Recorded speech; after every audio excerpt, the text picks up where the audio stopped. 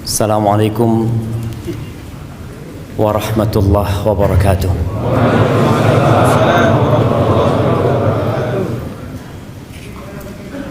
Alhamdulillah alladzi bi ni'matihi tatimmu shalihat. Segala puji bagi Allah Jalla Jalaluh yang karena nikmatnya kebaikan-kebaikan menjadi sempurna, yang karena rahmatnya niat-niat baik hamba dapat terlaksana. Malam hari ini dengan hujan yang cukup deras kita bisa sampai ke tempat ini. Tapi jangan sampai kita bangga dengan hasil dan perjuangan kita, agar letih dan lelah kita itu tidak hilang sia-sia gara-gara kita merasa telah berbuat baik. Allah yang berbuat baik kepada kita, Allah yang menggerakkan hati kita, menguatkan tubuh kita sehingga kita dapat melangkah ke tempat ini. Ada banyak orang yang mungkin lebih sehat dari kita, lebih mampu daripada kita, banyak waktu luang dia, bahkan dia nggak punya kerjaan hari ini, santai hidupnya, tapi ternyata dia nggak bisa melangkahkan kakinya ke tempat ini.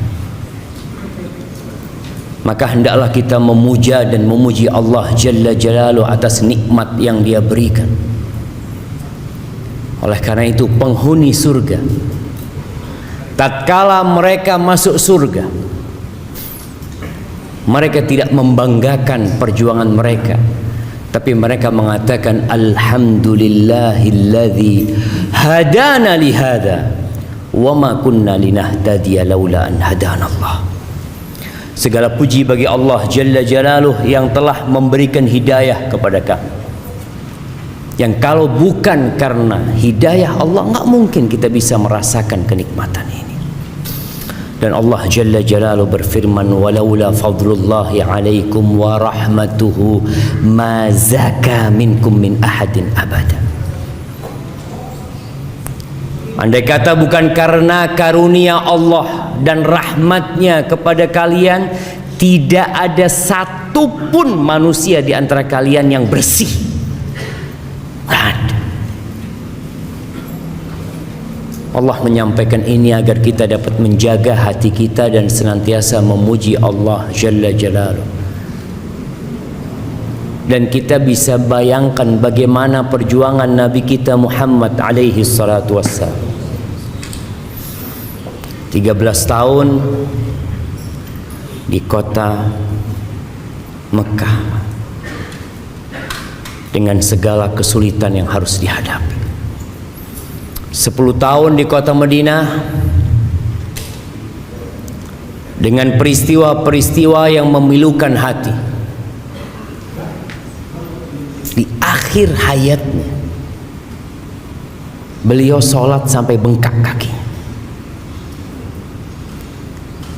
Ketika turun firman Allah, idza jaa nasrullahi wal fath wa ra'aitan nas yadkhuluna fi dinillahi afwaja.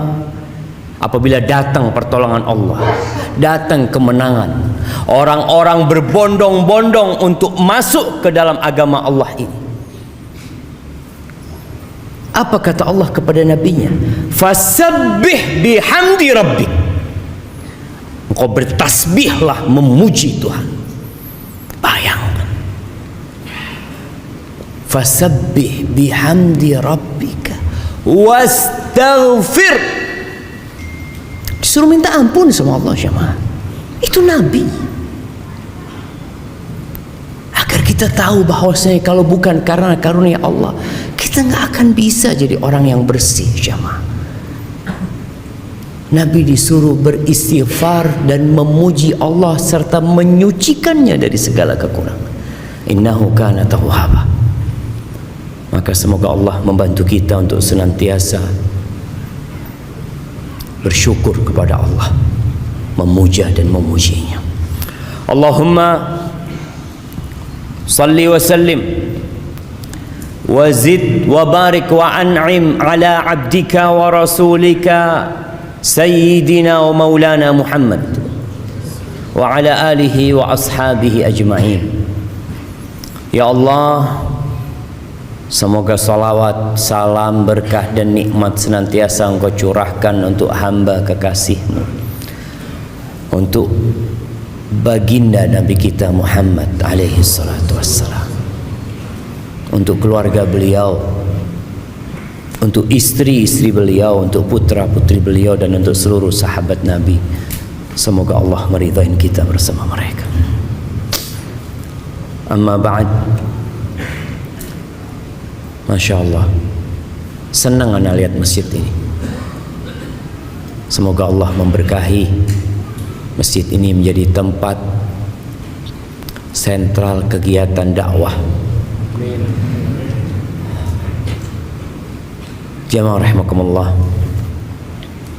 selama pandemi ini yang sepertinya kita juga belum selesai dari pandemi. Apa buktinya pandemi belum selesai? Nah, jamaah, antum masih pakai masker hari ini. Nah, ana izin minum dulu ya.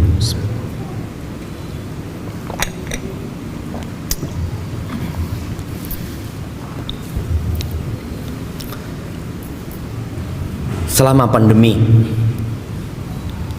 di awal-awal ana sering mengikuti jumlah yang terpapar COVID, jumlah yang sembuh, dan jumlah yang mati. Terus ana lihat, padahal sebelumnya ana nggak peduli dengan berapa orang yang mati. Antum peduli dengan berapa penduduk Indonesia yang mati? Nggak ada. Yang cari tahu hari ini berapa ya yang mati di Jakarta. Tapi di masa pandemi ada data yang membuat sebagian orang jadi tahu. Dan ternyata sebagian yang pergi meninggalkan dunia ini keluarga kita, orang-orang yang kita cintai. Dahulu COVID itu sepertinya jauh, tahu-tahu tetangga kita. Sebagian ada yang orang tuanya, anaknya, saudaranya. Dan ahibati fillah, ketika masa COVID itu sebagian saudara kita, sebagian kerabat kita keluar rumah dan tidak pernah balik ke rumah lagi, langsung ke kuburan. Sampai kita melihat ada kejadian paksa membawa jenazah itu ke rumah. Udah mati nih orang, udah selesai urusannya dengan dunia, tapi keluarganya masih ingin ngurusin itu jenazahnya. Iya, dia ingin merawat jenazah tersebut dan mengantarkannya dengan layak. Tapi sebagian nggak bisa. Anak punya sahabat juga berangkat. Sebelum dia meninggal, dia sempat telepon sama anak. Dia ngomong, Ustaz, kalau anak meninggal dunia, anak minta Ustaz yang nyolatin anak ya, kata dia. Anak ngomong, insya Allah sembuh antum Pak. Ternyata betul dia berangkat. Dibawa jenazahnya pakai ambulan, nggak boleh turun dari ambulan. Kemudian kita mengantarkan jenazahnya, nggak boleh kita mendekat dari kuburannya. Allahu Akbar, ada apa syama? Ahibati fillah, ada juga berita-berita yang menyedihkan. Anak-anak bermain-main di sungai, Tahu-tahu dia nggak pernah keluar lagi dari sungai itu. Ada yang naik motor dan tidak pernah balik ke rumahnya. Dan ada orang-orang yang sampai hari ini jasadnya pun tidak ditemukan. Nggak tahu ada di mana.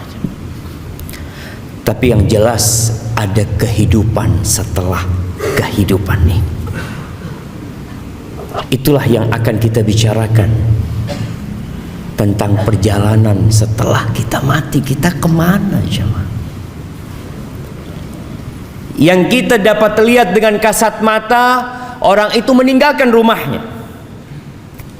Dapat berapa lama, rumah itu ada tulisan. Apa tulisannya? Dijual. Iya, antum ngelihat? Rumah dijual. Kenapa? Udah mati orang. Udah jatuh kepada ahli waris. Dapat ya 4 bulan 10 hari, tahu-tahu ada undangan pernikahan. Siapa? Jandanya Fulan mau menikah. Fulan ini kemana? Benar-benar dilupakan jemaah. Hartanya dibagi, istrinya dinikahin sama orang, dan sepertinya kita akan mengalami hal itu semuanya. Kalau kita mati kemudian selesai urusannya, selesai mati jadi bangkai, selesai sudah. Maka kematian itu akan menjadi tempat peristirahatan,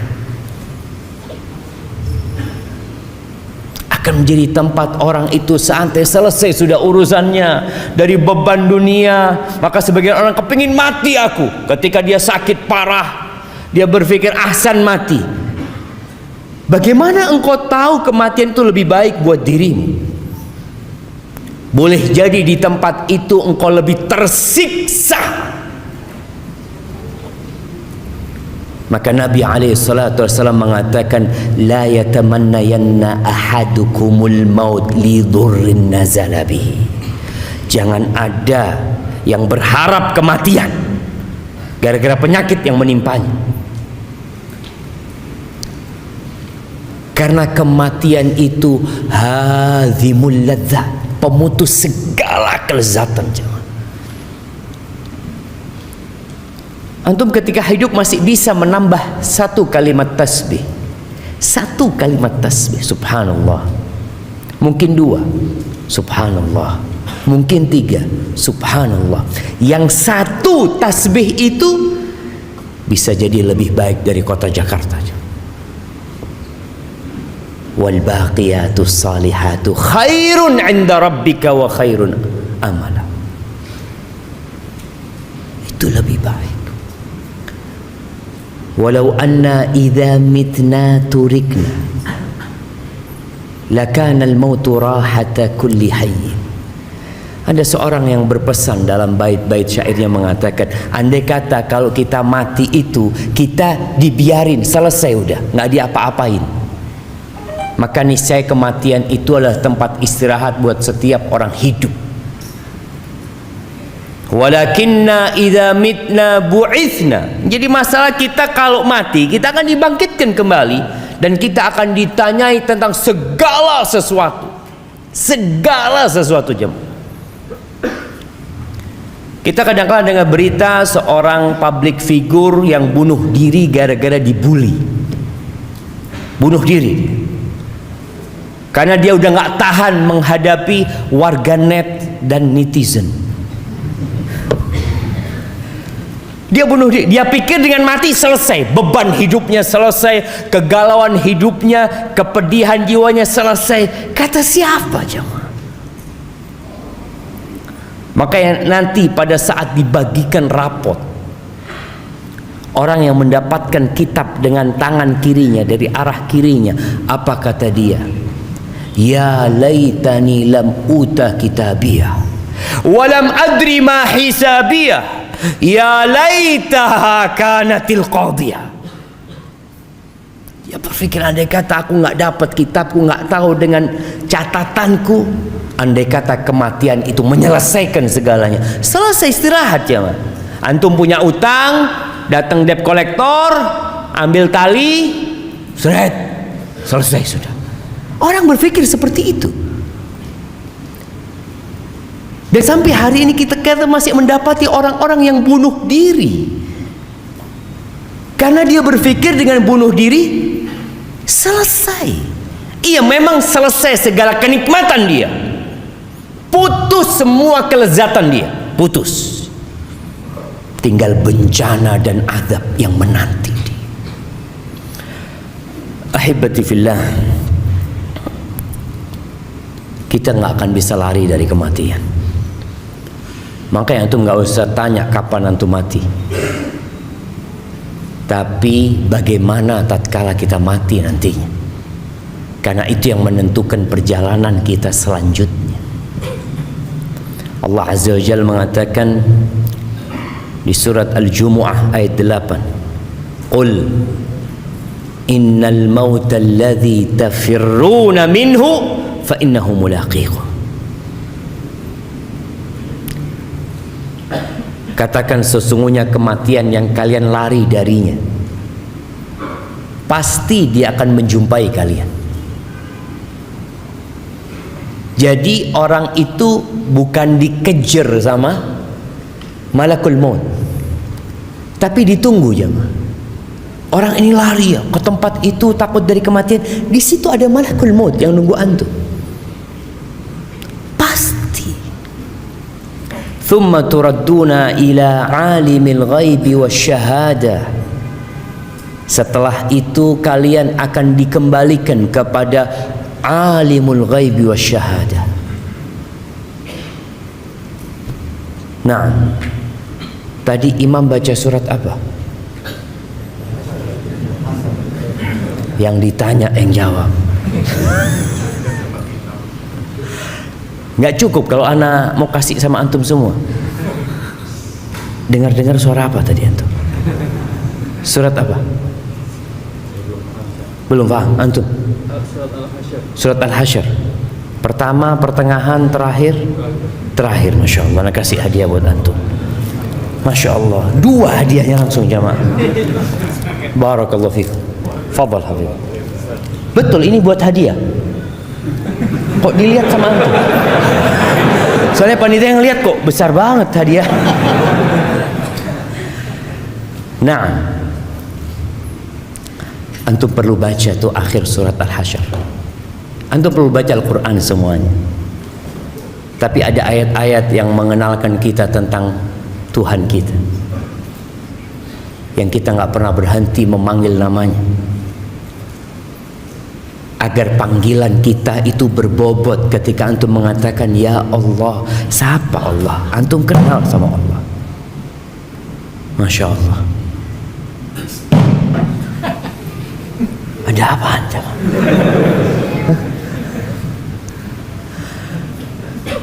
Alimul ghaib wasyahadah. Huwallahu alladzi la ilaha illa hu. Alimul ghaib wasyahadah. Huwar rahmanur rahim. Allah itu tahu dengan yang gaib dan tahu dengan yang nyata. Masya Allah. Jazakallah khair. Malam hari ini kita tampak di tempat ini sebagai orang-orang baik, tapi Allah tahu siapa kita yang sebenarnya. Kita bakal mendapatkan balasan dari setiap yang kita kerjakan. Kata Allah, fayunabbi'ukum bima kuntum ta'malun. Kelak Allah akan memberitahu kalian dengan apa yang kalian kerjakan. Ahibati fillah, bagaimana perjalanan setelah kematian? Kita tahu dengan yang namanya sakaratul maut. Wa ja'at sakratul mauti bil haqq. Kematian itu ada sekaratnya. sakitnya perpisahan ruh dengan jasad itu akan dirasakan oleh semua orang. Kalau orang diamputasi tangannya, dia akan merasakan sakit, makanya dibius dia kadangkala. Itu hanya perpisahan antara tangan dengan lengan. Bagaimana perpisahan antara ruh yang berada di tubuh kita, yang bertahun-tahun bersama kita, yang sudah menempel, yang nggak ketahuan bagaimana nempelnya roh ini, kemudian dicabut jemaah, itu sakit sekali jemaah. Sampai Nabi SAW, beliau adalah manusia yang paling dicintai Allah, mengatakan ketika beliau sakit parah sampai pingsan, bangun lagi, pingsan lagi, beliau mengatakan, ala inna lil mauti la sakarat, kematian itu ada sekaratnya. Karena memang berpisah ruh itu dari jasad jamaah. Kalau Nabi merasakan begitu pedihnya, karena memang Allah melipatkan pahala buat nabinya, menyediakan pahala yang begitu besar untuk nabinya, bagaimana dengan kita jemaah? Jemaah rahimakumullah, ruh akan dibawa oleh para malaikat. Orang yang beriman akan didatangi oleh malaikat-malaikat bidul wujuh, yang wajahnya putih, indah wajah mereka. Mereka duduk di tempat yang dapat dipandang oleh mayit yang mau mati ini. Orang-orang di sekitarnya nggak tahu. Mereka membawa kain kafan dari surga. Kemudian setelah itu datang malaikat pencabut nyawa, memerintahkan kepada orang ini untuk keluar. Ruh ini untuk keluar. Apabila dia orang yang beriman, maka dia akan keluar dengan mudah. Keluar dengan mudah. Nabi SAW mencontohkan seperti keluarnya air dari mulut teko. Tapi itu sakit. Nabi SAW merasakan sakit. Adapun kalau orang itu orang fajir, maka ruhnya juga akan keluar, tapi dia nggak mau keluar. Ketika diperintahkan keluar, dia berusaha untuk berpegangan dengan jasadnya supaya dia nggak keluar, karena dia disuruh keluar menuju ke azab Allah Azza wa Jalla. Maka Nabi mencontohkan seperti kawat gerigi yang berada di kulit domba yang basah, kemudian dia ditarik sehingga urat-urat itu ikut ketarik. Maka Allah Azza wa Jalla mengatakan, walau tara, di surat Al-An'am ayat 93, walau tara idz zalimuna fi ghamaratil maut wal malaikatu basitu aydihim akhriju anfusakum al yawm tujzauna adzabal hun bima kuntum ta'malun. Andai kata kalian melihat ketika orang-orang zalim itu dalam perjalanan kematian, dia sudah dalam perpisahan dengan kehidupan ini, dan malaikat membentangkan tangannya mengatakan, keluarkan jiwa kalian, keluarkan jiwa kalian. Keluar kemana? Keluar menuju azab Allah. Hari ini engkau akan mendapatkan azab yang menghinakan. Mungkinkah dia mau keluar jamaah? Sulit dia akan keluar. Tapi orang yang beriman, ketika disuruh keluar, keluar. Tapi tetap perpisahan itu sakit loh jamaah. Sakit. Makanya kenapa Nabi SAW sering-sering mengatakan kepada para sahabat, "Aktsiru dzikra hadhimil ladzat." Banyak-banyaklah kalian mengingat, banyak-banyak mengingat. Kenapa kajian tentang kematian itu harus sering disampaikan? Karena kita lupa. Antum di sini mungkin ingat, iya, keluar rumah melihat ada siomay, oh zen siomay. Udah yang namanya mati lupa sudah. Kadang-kala baca bismillah enggak. Keluar rumah, bertemu dengan keluarga, sibuk dengan acara besok ada meeting ini itu, lupa dengan kematian. Sedangkan mati itu datang mendadak tanpa persiapan dari kita. Apalagi kita berada di zaman yang banyak mati mendadak. Bukan satu orang mati mendadak, satu pesawat mati mendadak. Kita baca berita tabrakan beruntun di tol. Kita baca berita sebuah bis mengangkut anak-anak rekreasi bersama orang tuanya jatuh ke jurang, mati. Kemarin berita kapal laut yang membawa TKI ilegal kemana? Ke Malaysia. Antum bisa bayangin orang-orang yang naik itu. Mereka berpikir, saya mau kerja, insya Allah setahun bayar utang, setahun beli mobil, setahun dia sudah mikir karena dia tahu dengan gaji tiap bulan, ternyata dia nggak pernah muncul dari lautan itu. Jangan.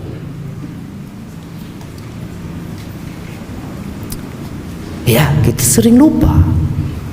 Makanya perlu diingatkan selalu.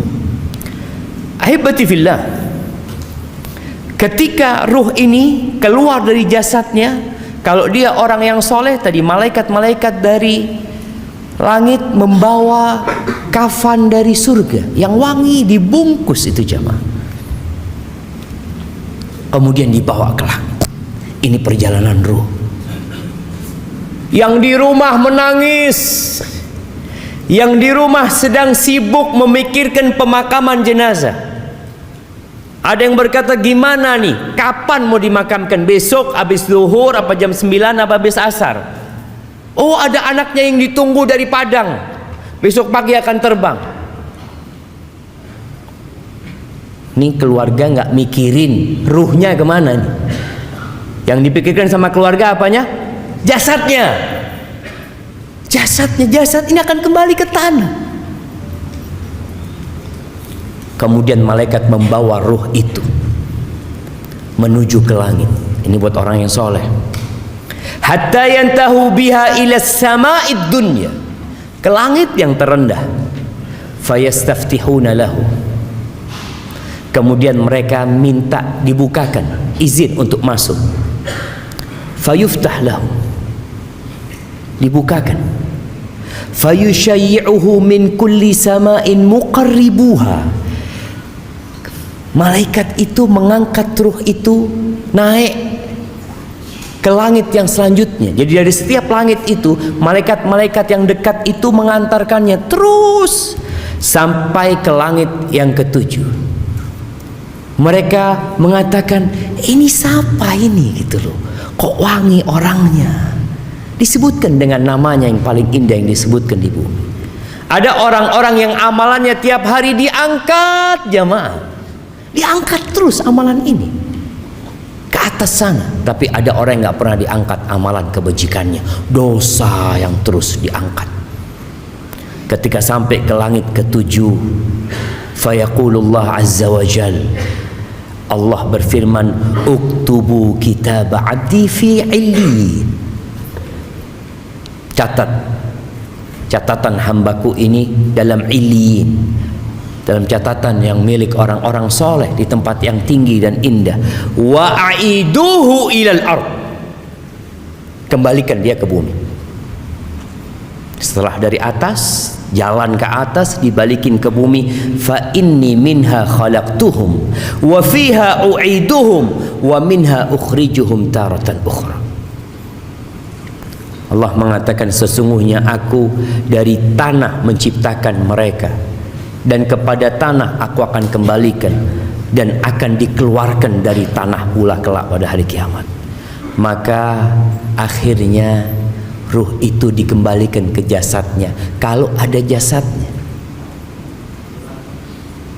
Karena kadang-kala orang tanya, Ustaz, gimana kalau orang itu dimakan sama ikan hiu? Yang makan ikan hiunya 17, belum lagi nanti ikan yang kecil-kecil makan. Allah ala kulli syai'in qadir. Kalau kita bicara kekuasaan kita, kemampuan kita, ya kita akan bingung jemaah. Tapi kalau kita kenal sama Allah Azza wa Jal, innama amruhu idza arada syai'an ay yaqula lahu kun fayakun. Maka tatkala itu dimasukkan kembali ke jasadnya, mulai dia akan melewatin proses fitnah, ujian. Ini ujian terakhir manusia ketika dia dikuburnya. Kenapa setiap sholat kita dianjurkan berdoa di akhir tasyahud kita, Allahumma inni a'udzubika min adzabil qabr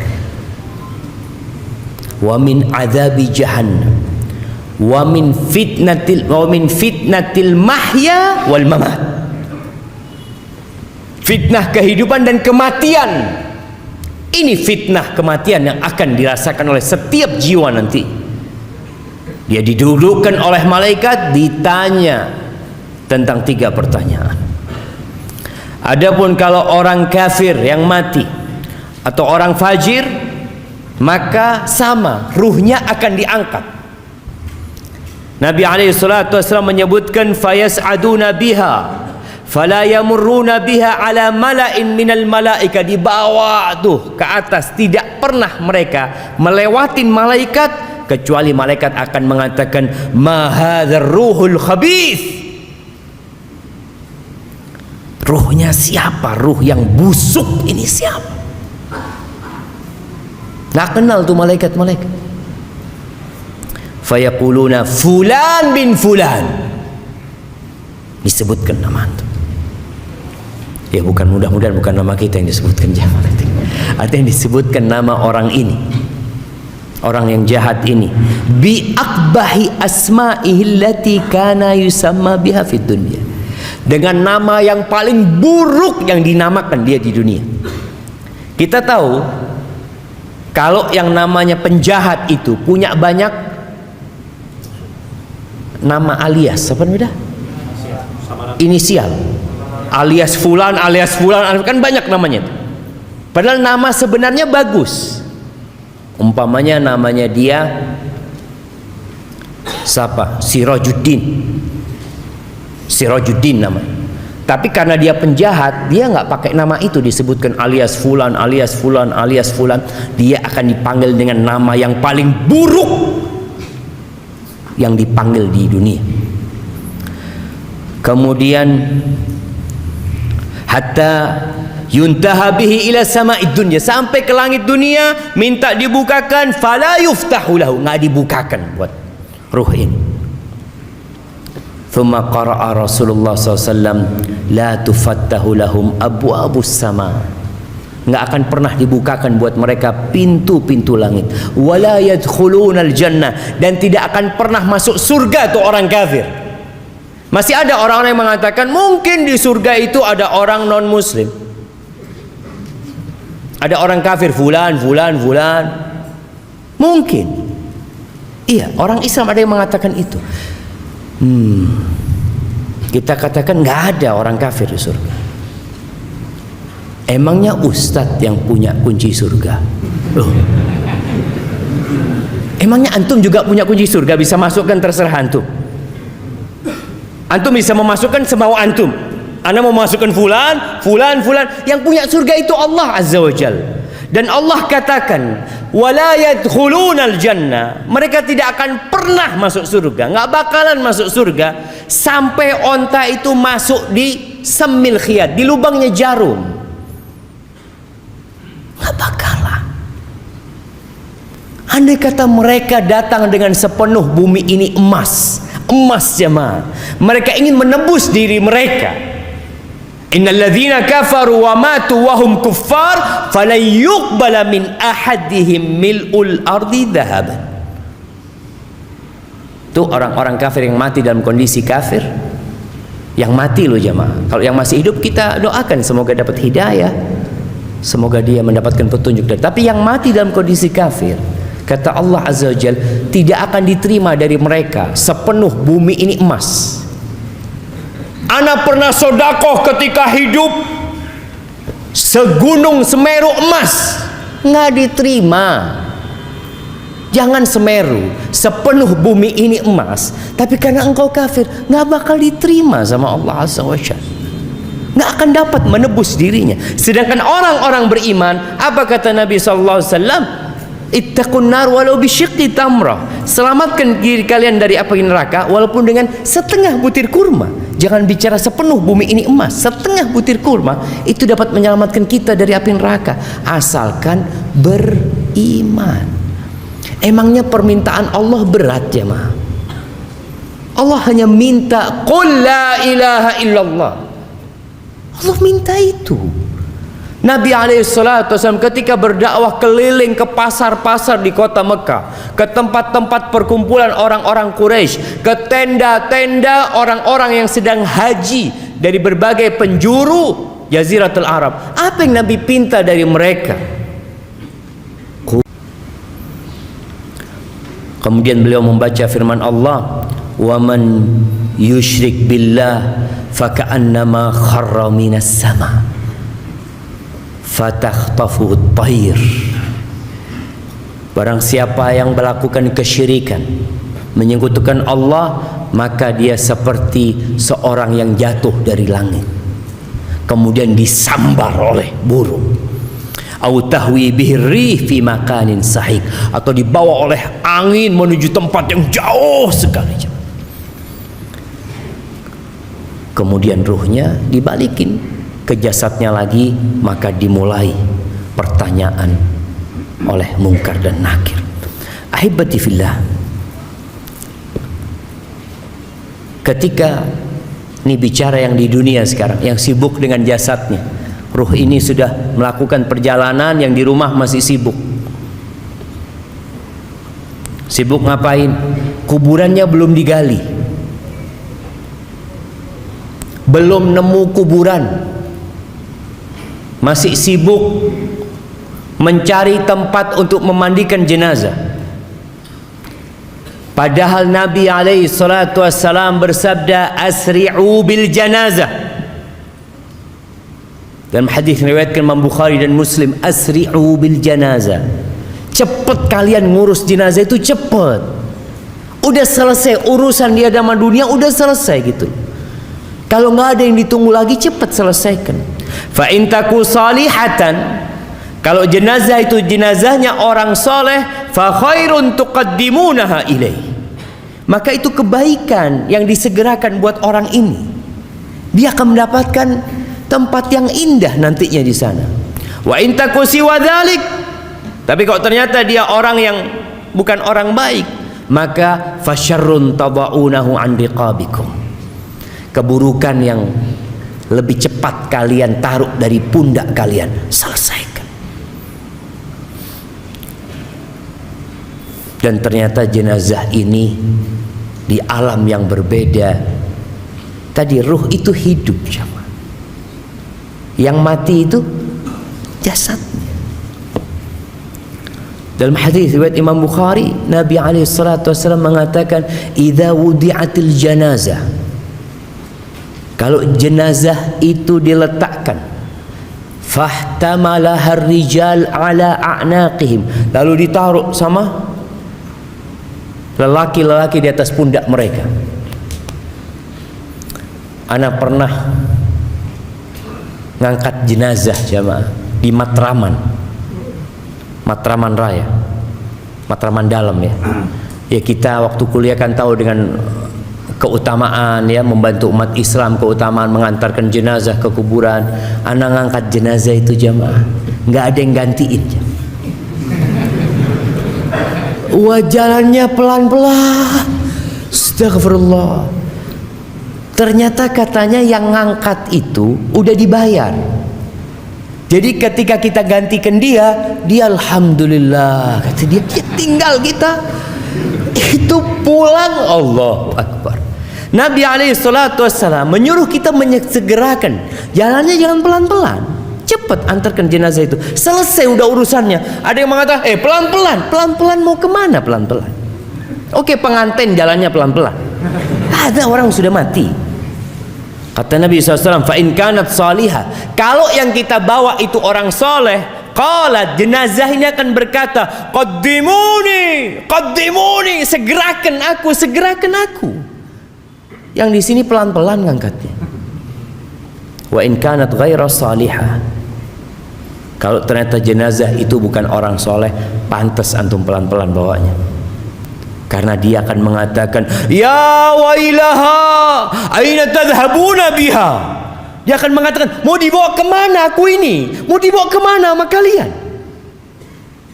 Karena ketika dicabut nyawanya, dia sudah diancam sama malaikat untuk menuju kepada azab Allah Azza wa Jalla. Sehingga tatkala dibawa, dia tahu bentar lagi akan digabungkan dengan ruhnya, dia akan merasakan azab. Yasma'u sautaha kullu syai' illa al-insan. Mendengar suaranya segala sesuatu kecuali manusia. Walau sami'al insan la sa'iq. Kata Nabi SAW, kalau manusia mendengarkan pasti dia akan pingsan. Mendengarkan teriakan ruh ini. Ahibati fillah, udah ditaruh di kuburan. Kita lihat bagaimana anak yang soleh mensegerakan berangkatnya jenazah ayahnya. Ketika sampai kalau ditanya, ayo siapa yang mau turun? Ayo anaknya fulan turun. 3 orang turun. Diangkat tuh jenazah, ditaruh, kemudian dihadapkan ke kiblat. Lalu dikasih kayu, dikasih bambu atau apa, kemudian mulai tanah itu diambil untuk diuruk ini kuburan. Ada yang mengatakan anaknya tolong diinjak-injak, kuburan bapaknya suruh injak-injak. Nah, selesai urusan ayah, selesai dikuburkan. Nabi biasanya alaihi salatu wassalam berdiri mengatakan kepada para sahabatnya, istaghfiru li akhikum wasalullaha lahu at-tathbit fa innahu al-an yus'al. Mohonkan kepada Allah ampunan dan mohonkan kepada Allah supaya dikasih keteguhan dia sedang ditanya. Ahibati fillah, keluarganya akan pulang. Anaknya nangis berapa lama? Setengah jam? Bentar. Anak beberapa kali ngantarkan jenazah, tahu-tahu anaknya udah pulang duluan. Kenapa? Udah capek Ustaz, dari tadi malam gak tidur. Antum gak mikir ayahmu lagi ngapain di sana? Aduh, kan urusan ayah sendiri Ustaz. Wallahi sahih jamaah. Orang-orang akan meninggalkan kita.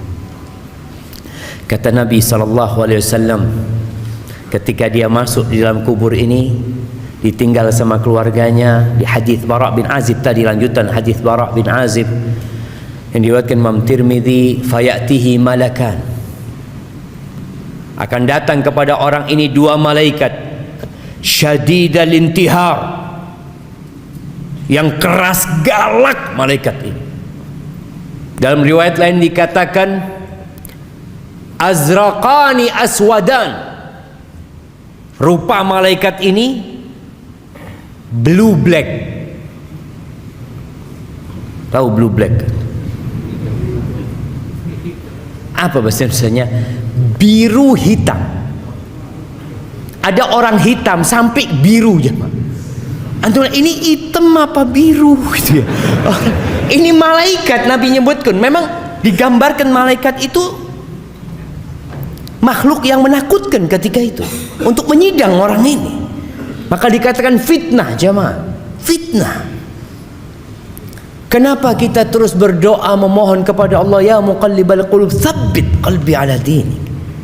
Kenapa Nabi di atas kuburan tadi menyebutkan wasallallahu lahu tatsbit, mohonkan kepada Allah keteguhan, karena berat sekali fitnah di sana. Wa yujlisani, disuruh duduk orang ini. Gimana antum didudukkan sama makhluk yang menakutkan gitu ya? Fayaqulani lahu man rabbuk ma dinuk man nabiyuk. Maka akan ditanya 3 pertanyaan. Oh, pertanyaan itu gampang, Ustaz.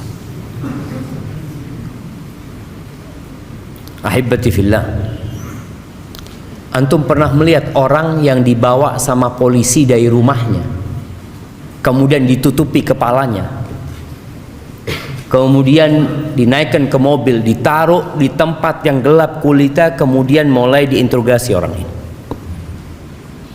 Siapa namamu? Apa? Nama? Tanya nama saya. Dia akan kebingungan. Ditanya sama polisi ini, dari mana engkau? Ini itu. Dia bingung, ada apa ini? Dia mau jawab, kadang-kadang lupa dengan jawaban-jawaban yang sebenarnya dia tahu, jemaah. Masya Allah. Kita azan dulu. Nah, kita lanjut.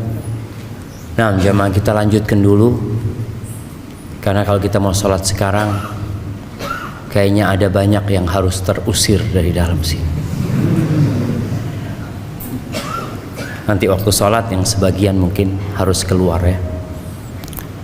Yang tadi sholat di dalam tetap di dalam. Yang tadi sholat di luar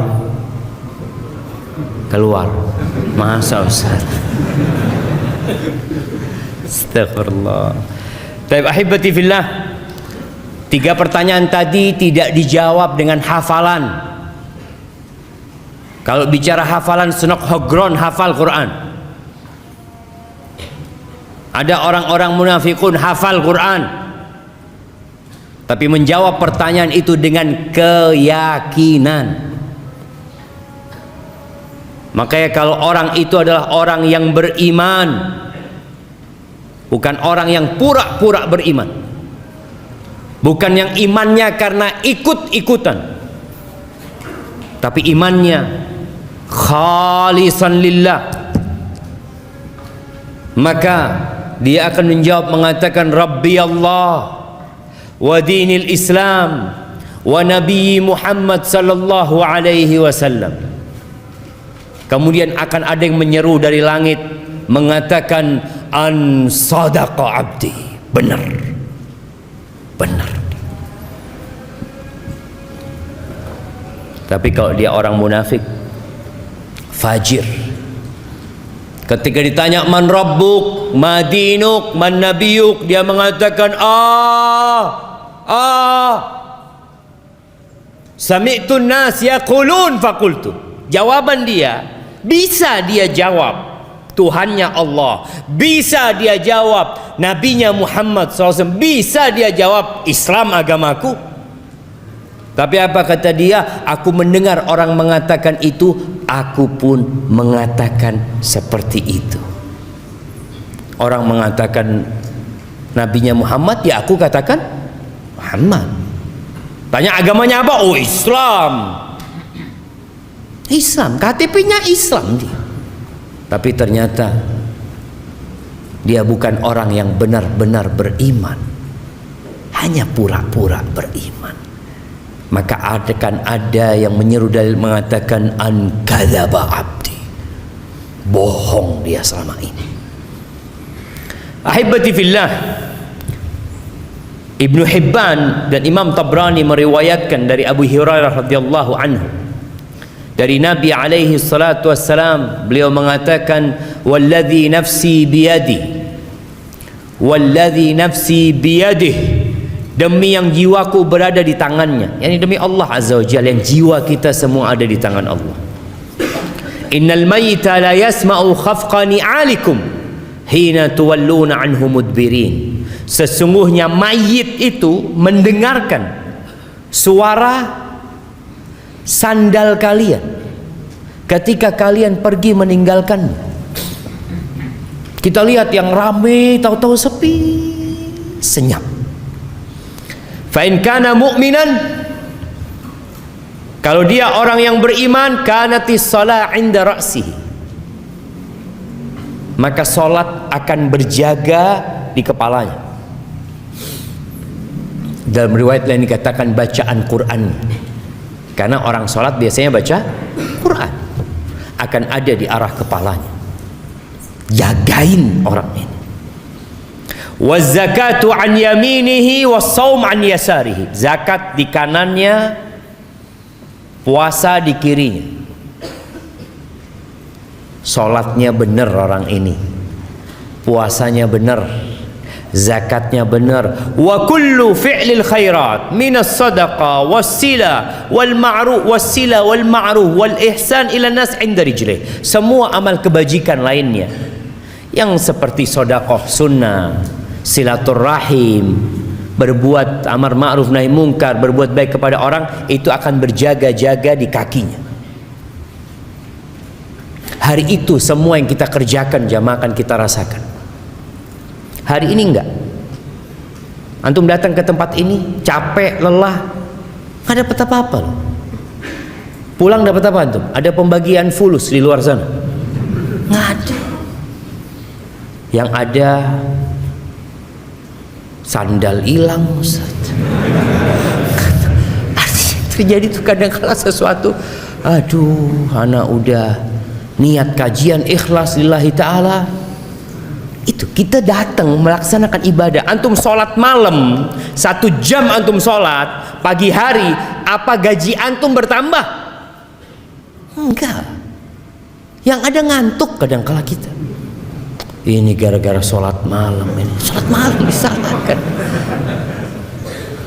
Kita ibadah bener jemaah. Makanya orang kadang-kala heran lihat orang Islam berpuasa.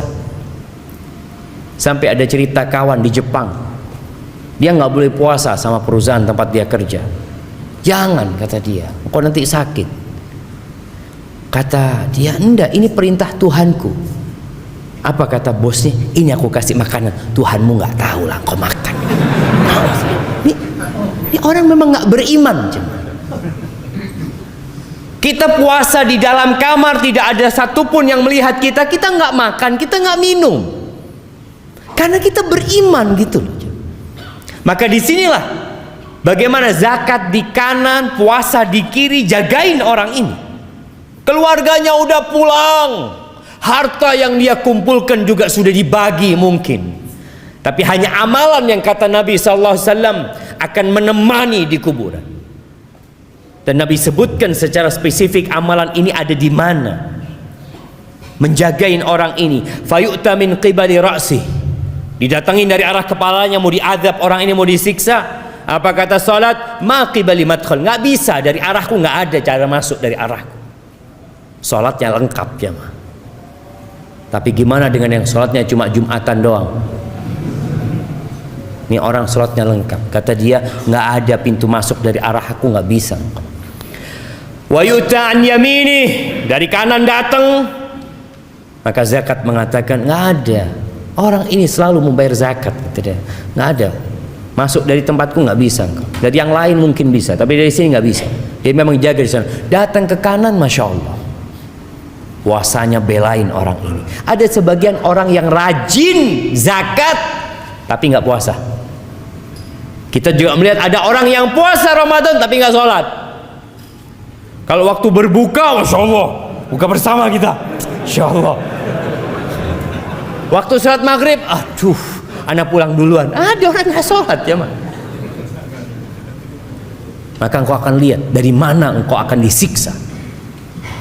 Kemudian datang dari arah kirinya, arah kakinya, semua amal soleh, perbuatan baik kepada manusia akan mengatakan ma qibali madkhal, nggak ada tempat masuk dari tempatku. Fayuqalahu ijlis, dia katakan duduk engkau sekarang. Udah, malaikat ini nggak bisa nyiksa orang ini. Lalu diperintahkan untuk duduk. Fayajlis, duduk jemaah. Ini di alam barzakh. Yang tadi kita bicarakan keluarganya ini, mungkin anaknya sudah tidur, istrinya udah capek semua, nih orang belum selesai urusan. Kemudian orang ini duduk. Qad muthilat lahu syamsu qabl danat lil ghurub. Digambarkan kepada orang ini di alam sana ada matahari yang sedang mau tenggelam.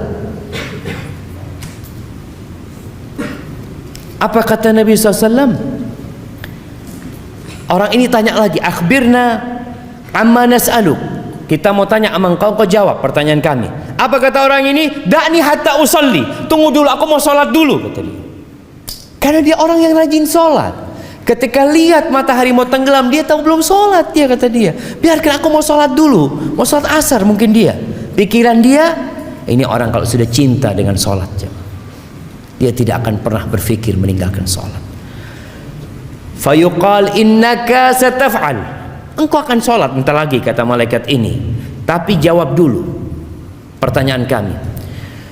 Lalu orang ini mengatakan, wa amma tas'alunani, apa yang kalian hendak tanyakan?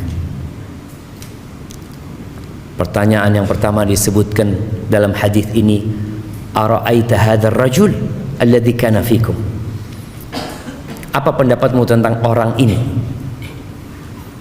Apa kesaksianmu atas dia?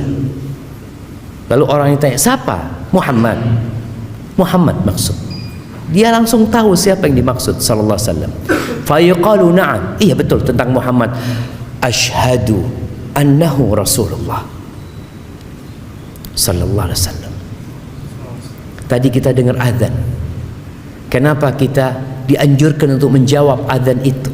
Supaya yang bersaksi bukan hanya muadzinnya, antum juga bersaksi. Maka Nabi SAW mengajarkan agar kita tatkala mendengar muadzin mengatakan asyhadu anna Muhammad Rasulullah wa ana asyhad, wa ana asyhad, dan aku juga bersaksi bahwa Muhammad adalah Rasulullah. Jangan dibiarkan lewat itu kesaksian jemaah. Wa annahu ja'ana bil bayyinat min indillah, dia datang membawa kebenaran dari sisi Allah. Fasaddaqna, maka kami percaya dengan dia, yakin sama dia. Fayuqalu lahu ala dzalika hayyid, di atas itu engkau hidup dan di atas itu engkau mati. Wa alaihi tub'atsu insyaallah, dan engkau akan dibangkitkan di atas kalimat itu juga, kesaksian itu. Adapun kalau orang-orang munafik tadi kita sudah sebutkan bagaimana dia menjawab. Malaikat akan mengatakan kepada la darait wala talaut, engkau enggak tahu, engkau enggak belajar, engkau enggak baca, hidup hanya ikut-ikutan saja. Maka akan ada yang menyeru dari langit mengatakan hambaku ini telah berdusta. Ahibati fillah, selesai pertanyaan, Allah Azza wa Jal memberikan sebuah karunia kepada orang yang soleh ini. Apa?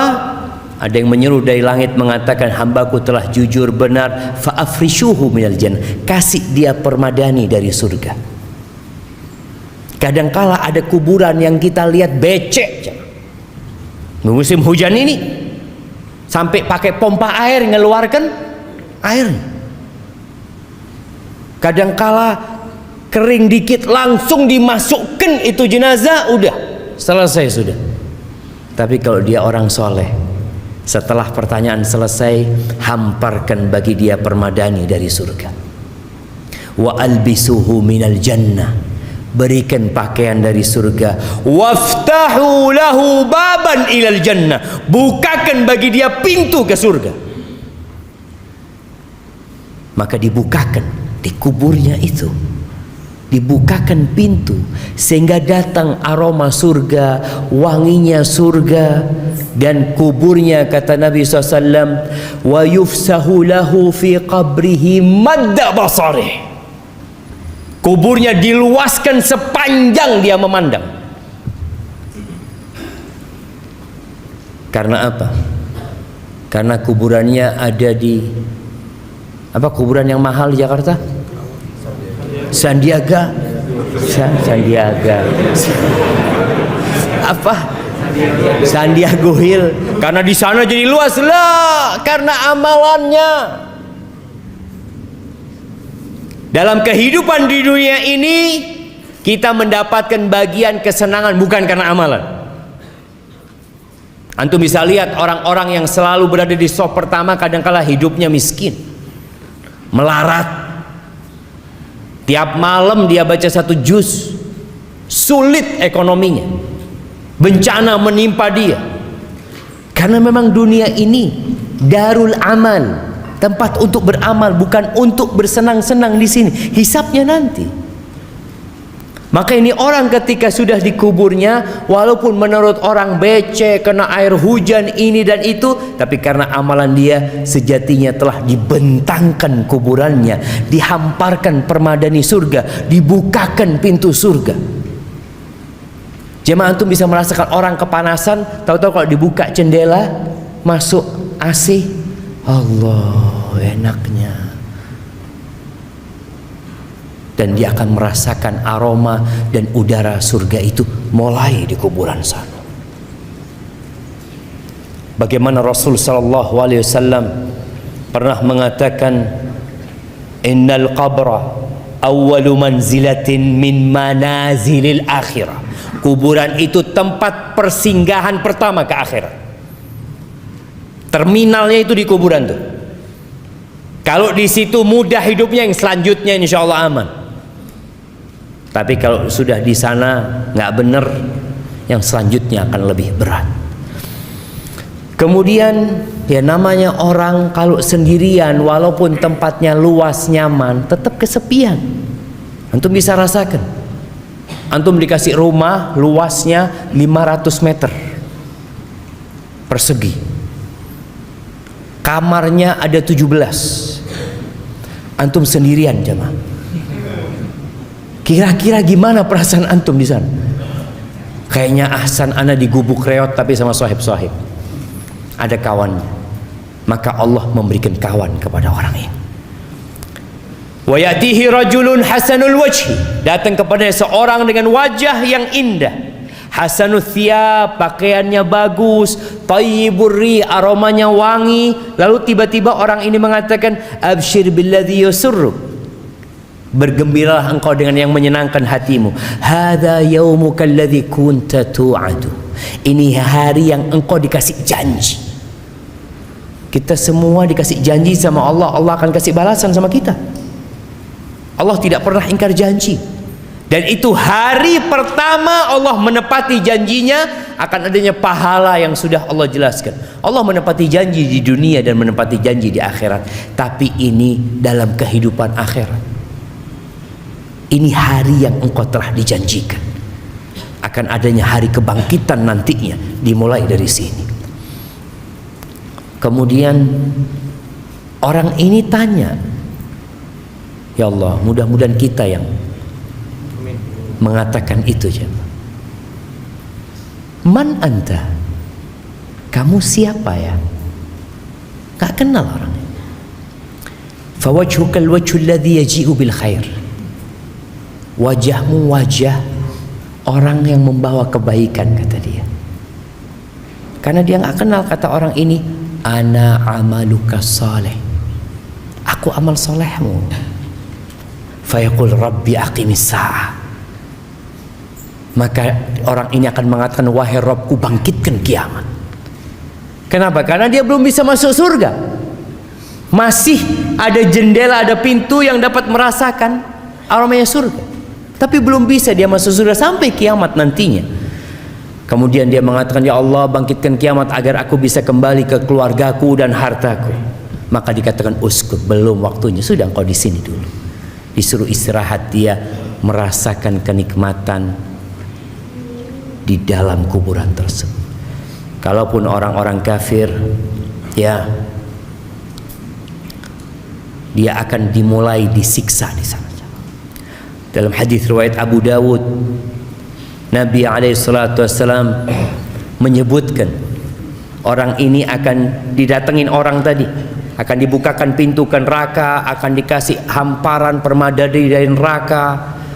Dia akan mencium aromanya neraka, busuknya neraka. Kemudian datang orang yang wajahnya buruk, jelek, busuk, lalu mengatakan, abshir billadzi yasu'uk, bergembiralah engkau dengan yang menyulitkanmu, yang buruk buat hidupmu. Ini hari yang engkau dijanjikan. Lalu apa kata orang ini? Engkau juga semoga dapat keburukan. Orang kan kalau dikasih berita buruk marah dia jemaah. Maka mayit ini juga marah. Man anta? Siapa engkau? Wajahmu wajah yang membawa keburukan, aromamu buruk. Kata orang ini, ana amalukal khabith. Aku amal burukmu. Kau nggak kenal sama aku. Aku amal burukmu, kata dia. Fawallahi, kata amal ini, orang ini mengatakan, demi Allah, ma alimtuka illa kunta bati'an an ta'atillah. Aku nggak pernah kenal engkau kecuali orang yang lambat dalam ketaatan, sari'an ila ma'siyatillah. Kalau diajak maksiat cepat engkau orang. Fajazakallahu syarran. Semoga Allah memberikan balasan yang buruk buat engkau. Kemudian Allah kirim orang a'ma, asam, abkam. Orang yang kata Nabi SAW buta, tuli, bisu, pegang mizrabah. Dia pegang semacam palu yang besar, yang kalau palu ini digunakan untuk menghantam gunung Semeru itu jamaah, kana turaban. Gunung itu akan jadi rata sama tanah, jadi debu. Lau duriba biha jabalun kana turaban fayadribuhu, maka orang ini dipukul dengan palu itu sampai menjadi debu. Kemudian dikembalikan, kemudian dipukul, dia berteriak-teriak, dia menjerit, tapi nggak ada gunanya, nggak ada penyesalan yang bermanfaat pada waktu itu. Selesai sudah. Karpetnya dari neraka, aroma neraka datang, maka dia hidup dalam ketakutan sampai kiamat. Berapa tahun kita hidup di dunia? 70 tahun mungkin, kalau sampai. Maka ahibati fillah, jangan sibuk dengan perjalanan hidup di dunia, lupa dengan perjalanan hidup setelah kematian yang akan lebih lama dan lebih panjang hidup kita di sana. Nabi kita Muhammad alaihi salatu wassalam, berapa lama hidup di rumah yang hanya 5 kali 5? Berapa lama beliau hidup di rumah itu? Di kota Madinah beliau hidup 10 tahun di tempat itu. Di Mekah penuh dengan gangguan, hidup selama 53 tahun Nabi SAW.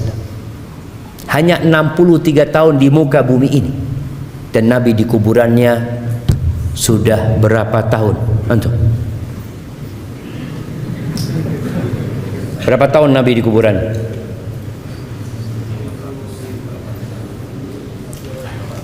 Seribu 340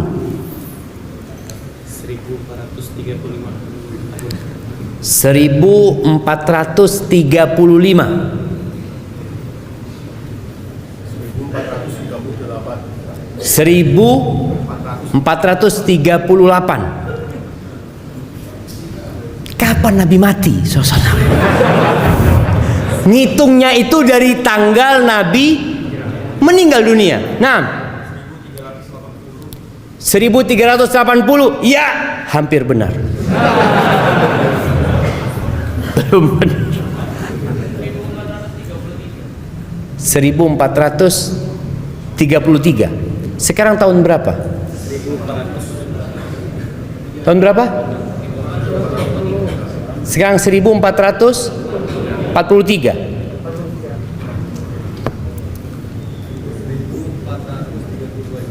(1432) jemaah. Nabi meninggal tahun 11 Hijriah. 1443 dikurangi 11 berapa? 32. Bener nggak nyontek kan tuh? Kasihkan ke belakang. Oh, Masya Allah. Barakallahu fikum. Beliau sudah hidup di kuburannya 1432 tahun. Mana yang seharusnya kita pikirkan? Perjalanan yang mana? Ketika antum tahu mau melakukan perjalanan 2 hari, antum akan bawa bekal buat 2 hari itu.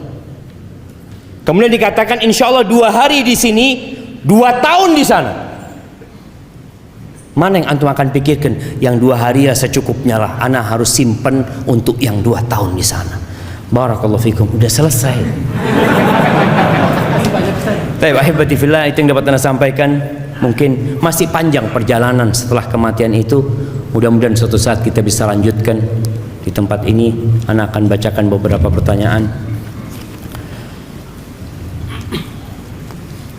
Bagaimana mentalkin yang benar dan sesuai syariat bagi orang yang sakaratul maut? Iya, dia dibimbing untuk mengatakan la ilaha illallah. Qul la ilaha illallah, katakan la ilaha illallah. Ketika dia sudah mengatakan, dia mantul sampai dia berbicara ini dan itu, baru diulangin lagi. Karena ada orang yang disuruh terus qul la ilaha illallah, la ilaha illallah, baca lagi la ilaha illallah, la ilaha, baca lagi. Dia mau mati dia itu nggak bisa, capek-capek orang itu. Ketika dia mampu mengatakan la ilaha illallah, sudah dicukupkan. Kecuali dia ngomong yang lainnya. Bagaimana dengan orang yang sadar nggak sadar? Ya diingatkan. Ketika kelihatan dia sadar, bapak baca la ilaha illallah ayah. Tapi kita kadang-kadang nggak tahu Ustaz, ayah ini sadar apa enggak Ustaz. Ya sudah, kau bacakan itu, semoga dia sadar.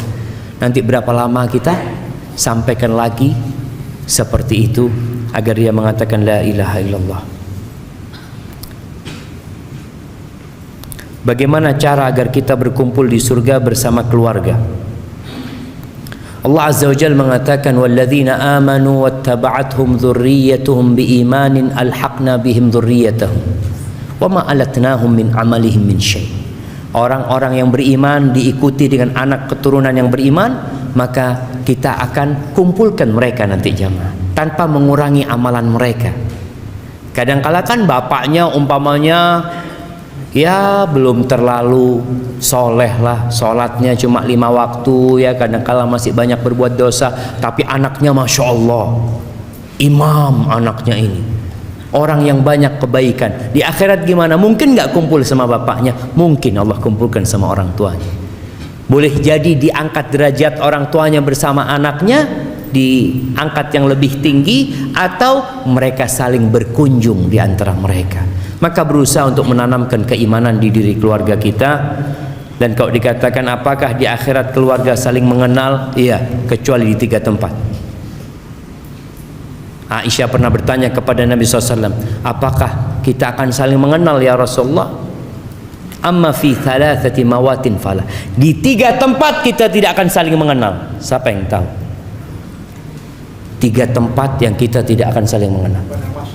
Iya, di padang mahsyar itu ada 3 lokasi yang kita tidak saling mengenal.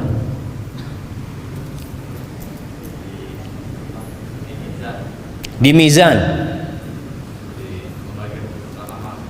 pada saat pembagian kitab amal, di sirat. Masya Allah, barakallahu fikum.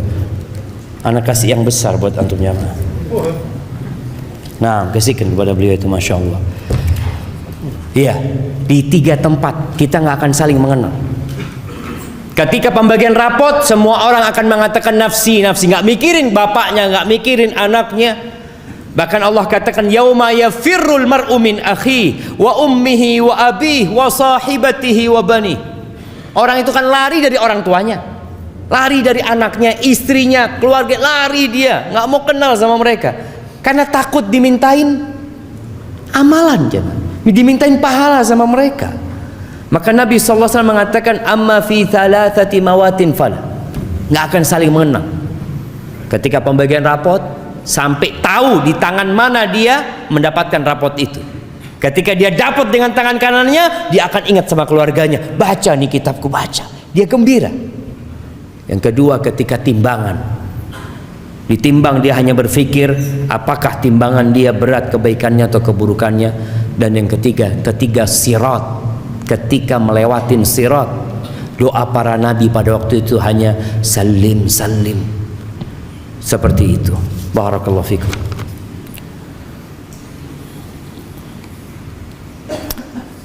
Ana izin minum dulu jemaah. Bismillah.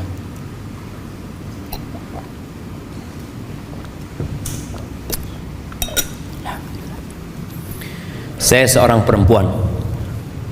Saya sedang belajar untuk mengenal Allah dengan lebih baik lagi. Dan ini pertama kali saya datang ke kajian. Masya Allah, saya senang sekali dengan temanya. Ustadz, saya mau bertanya, di mana letak keadilan Allah? Dan setelah hari kiamat, apakah kita bisa kembali melihat atau bertemu orang tua kita yang sudah meninggal dunia? Ahibati fillah, kalau bicara keadilan Allah, Allah itu adil dalam urusan dosa. Yang berbuat satu dosa dibalas satu, fajaza'u sayyi'atin sayyi'atun mithluha. Tapi kalau bicara bicara kebaikan, Allah itu fadl, memberikan kelebihan. Makanya baca satu huruf, Allah lipat gandakan 10 kebaikan. Antum sedekah 1 juta, Allah bisa catat 700 kali lipat. Tapi antum berbuat satu dosa, nggak mungkin ditulis 2, nggak mungkin. Bahkan keadilan Allah, man hamma bihasanah, yang ingin berbuat kebaikan kemudian tidak bisa melakukannya. Umpamanya dia kepingin datang kajian, ya Allah aku mau datang kajian nanti sore ini, tahu-tahu hujan, dia nggak berangkat, ditulis kebaikan buat dia. Kalau dia hadir, maka Allah tulis 10 kali lipat. Wa man hamma bi sayyi'ah falam ya'malha, yang ingin berbuat dosa kemudian dia urungkan, ditulis kebaikan. Ini karunia. Tapi kalau dia melakukan dosa satu, ya sudah, Allah akan balas, akan tulis 1.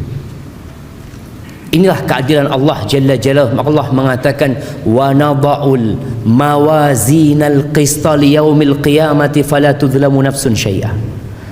Kami akan meletakkan timbangan yang tepat, nggak ada kecurangan di sana, nggak ada satupun yang akan dirugikan, nggak ada. Fa in kana mithqala habatin min khardalin ataina biha wa kafa bina hasibin. Walaupun yang dia amalkan itu seberat biji sawi. Ini orang punya banyak dosa, dia punya kebaikan seberat biji sawi, Allah akan datang, ini kebaikanmu, nggak dilupakan jemaah. Kalau di dunia kita berbuat baik, lalu kita berbuat salah sama kawan kita biasanya mengatakan, sudah nggak ada maaf buat engkau. Tapi Allah enggak. Itu keadilan Allah Jalla Jalaluhu. Dan Allah mengirim para rasul supaya nggak ada alasan lagi untuk membantah Allah buat manusia. Dikasih tahu Allah itu tidak akan mengadab kecuali sudah mengutus rasul ke tempat itu. Barakallahu fikum.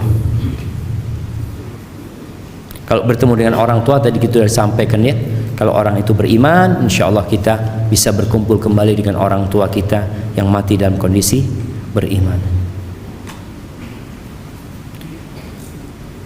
Bagaimana cara mengatasi kecemasan yang berlebihan karena memikirkan kematian, seperti kehidupan setelah mati, takut amal yang tak cukup? Jazakumullah khair. Ahibati fillah, ada kondisi khawatir dengan kematian yang terpuji. Ingat mati semakin taat sama Allah, semakin banyak istighfarnya, meninggalkan kemaksiatan. Tapi ada orang yang ingat mati lalu nggak beramal, dia cuma duduk doang. Ini berarti bisikan iblis. Ya apa saja kalau saya mati ya? Ya kalau mati semua orang mati gitu. Tapi bagaimana engkau ketika mati, itu yang harus dipikirkan. Maka kita harus memperbanyak amal soleh. Kematian itu pasti datang, bukan hanya antum yang mati. Ada orang yang takut mati sehingga nggak mau keluar rumah. Takut Ustaz nanti nyebrang ketabrak. Emangnya antum kalau di rumah nggak mati? Apa antum nggak takut kalau di rumah tahu-tahu ambruk rumahnya? Semua akan mati. Maka kita disuruh mempersiapkan diri. Limithli hadza fa'iddu. Nabi pernah berdiri di atas kuburan, orang lagi gali kuburan. Nabi mengatakan kepada para sahabatnya sallallahu alaihi wasallam, limithli hadza fa'iddu, untuk yang seperti ini hendaklah kalian persiapkan. Afwan, saya ingin bertanya, bagaimana jika kita mati sebelum bertaubat? Dan bagaimana jika kalau sudah bertaubat sedangkan kita pernah melakukan dosa yang besar? Ahibati fillah, man taba taballah alaih. Barang siapa yang bertobat, Allah akan menerima taubatnya. Tapi orang yang mati dalam kondisi belum bertobat, selama dia tidak melakukan kesyirikan, fa amruhu ilallah, tergantung kehendak Allah. Kalau Allah ampuni orang itu. Kalau Allah mau siksa, Allah siksa dengan dosanya. Intinya selama orang itu mati dalam kondisi Islam, mentauhidkan Allah, ada harapan diampuni. Baik diampuni kemudian dimasukkan ke surga, baik dimasukkan ke neraka dahulu untuk dicuci kemudian diangkat ke surga. Karena orang yang beriman niscaya akan masuk surga. Tapi tadi kondisinya tergantung amalan dia nantinya. Dan orang masuk surga itu karena rahmat Allah Azza wa Jalla. Ahibati fillah,